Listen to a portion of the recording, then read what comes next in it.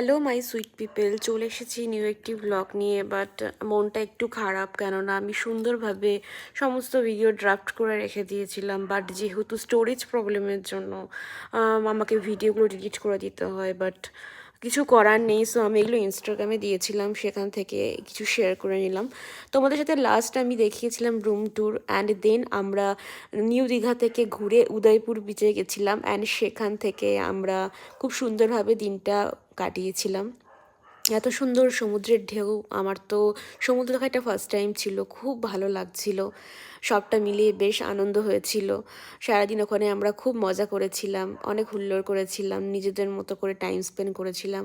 প্রত্যেকের জানো তো এই মি টাইমটা স্পেন্ড করা ভীষণ ভীষণ প্রয়োজন, কেননা আমরা সকলেই ভীষণ দৈনন্দিন জীবনে ক্লান্ত হয়ে পড়ি, কিন্তু সমুদ্রে গেলে যখন ওই ঢেউটা পায়ে এসে লাগছে, সমস্ত ক্লান্তি যেন দূর হয়ে যাচ্ছে। সো সব কিছু মিলিয়ে বেশ ভালোই ছিল।